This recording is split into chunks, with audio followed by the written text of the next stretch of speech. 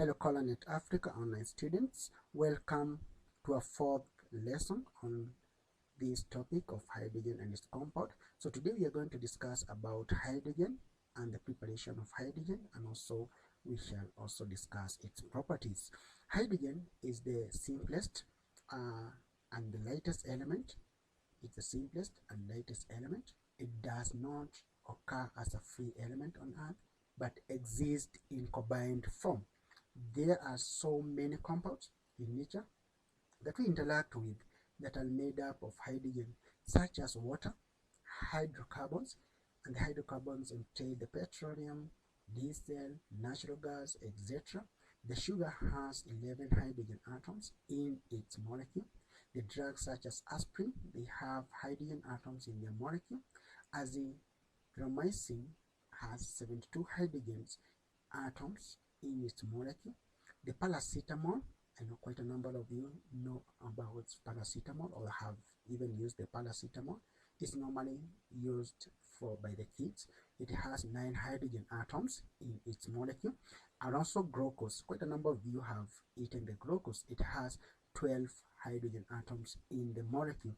The sun that we normally see, or that normally light the whole world, is made up of entirely hydrogen and helium elements.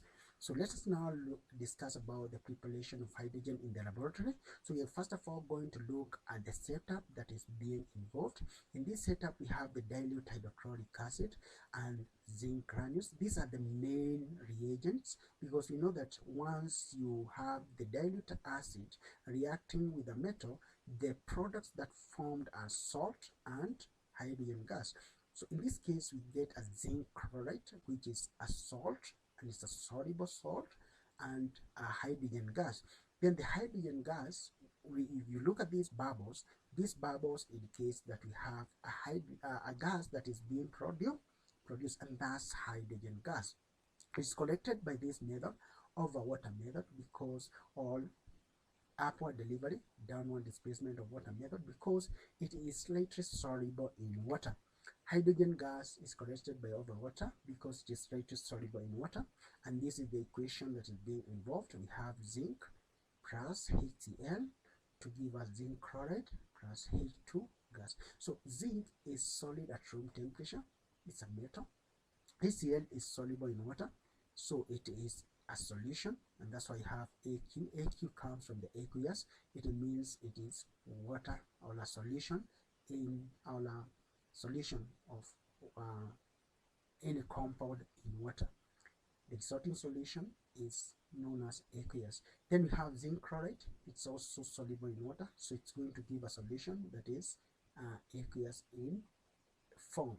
Then we have the hydrogen gas, and this describes the experiment in the setup in the previous slide. Put a few zinc granules into a conical flask and arrange the apparatus as shown in the figure that we already saw in the previous slide. Add dilute hydrochloric acid using the dropping funnel and collect several test tubes of the gas produced. If the reaction is slow, add a few crystals of copper-2 sulfate, and this copper-2 sulfate acts as a catalyst, which means it doesn't take part in the chemical reaction, rather it increases the rate of reaction. So a catalyst will never take part in the chemical reaction, it only increases the chemical or the rate of the reaction. If the gas is required dry, it should be bubbled through concentrated sulfuric 6 acid. This is the formula of concentrated sulfuric acid. Concentrated sulfuric acid acts as a dehydrating agent. It actually removes the water molecule from compounds, and if you want to collect that gas that is dry, you can't collect it over water method, so you collect it by upward delivery, downward displacement of air method, as shown in the figure alongside this figure. So if you see this figure, you have the wet hydrogen gas. This is the bubbles, which indicates that we have the gas, the concentrated acid, which acts as a dehydrating agent. So that means once it passes through here, the water molecules that are in this wet hydrogen gas are absorbed by the concentrated sulfuric acid. That means at the end of the day, you're going to get pure hydrogen gas that is dry, that it doesn't have any other or any moisture in it. Hydrogen is collected by this method because it is lighter than air. So it is collected by upward delivery, downward displacement of air because it is less denser than air. When zinc granules are added to dilute hydrochloric acid, there is effervescence and hydrogen gas is produced, which means effervescence means there is gas that is being produced. A small amount of copper-2 sulfate are added to speed up the rate of reaction, which means they act as a catalyst. This is the equations. The word equation, we have zinc plus hydrochloric acid to give us zinc chloride plus hydrogen gas. And this is the chemical equation. I think I explained about this chemical equation in our first slide. And dry hydrogen gas is obtained by passing wet hydrogen gas through anhydrous calcium chloride. So anhydrous calcium chloride acts as a dehydrating agent. It removes the water molecules. Also, you can use a concentrated sulfuric 6 acid. So concentrated sulfuric 6 acid, whose formula is this, act as a dehydrating agent. Nitric acid should never be used in the preparation of hydrogen gas because this is a very strong oxidizing agent and it's going to oxidize the hydrogen gas formed into water. However, if you use a very dilute nitric acid, you can be able to obtain hydrogen gas using magnesium metal. Potassium, sodium, lithium, and calcium should never be used because they are very reactive metal and that reaction may be explosive, and hence it should not be used in the laboratory. Magnesium could be used for laboratory preparation of hydrogen, but it is relatively very expensive. Aluminium forms a protective layer of aluminium oxide, which should be washed using concentrated hydrochloric acid before the metal can react with dilute acids. Zinc is preferably used because it reacts moderately with dilute acids.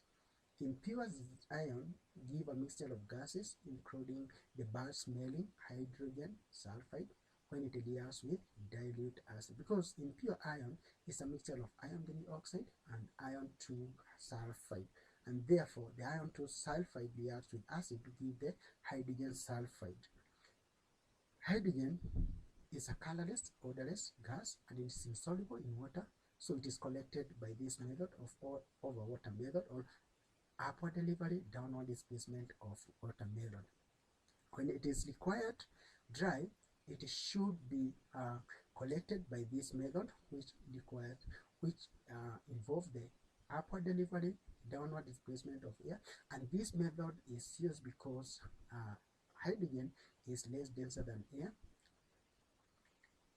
Hydrogen has no effect on blue or lead influence paper, hence it is a neutral gas. And mixed with air, hydrogen burns with the probe sound. This is used as a test for hydrogen gas because it's the only gas that burns with the probe sound. Pure hydrogen burns with a quietly with a blue flame, so it gives a blue flame. Hydrogen does not support combustion, but it burns in air. So this brings us to the end of our further lesson in this topic of hydrogen and its compound. So the next is the assignment. Make sure that you do all the questions. There are 5 questions. So you have question 1, question 2, question 3 and 4, question 5. Do all the questions. We test the integrity. ColorNet is based on ColorNet Africa is based on building or promoting integrity within our learners. So make sure that you don't copy from the notes. Make sure that you do your own work, and once you're done with the work, you can mark for yourself, and let's meet next time for our last topic on this for our last lesson on this topic of hydrogen and its compound. Bye.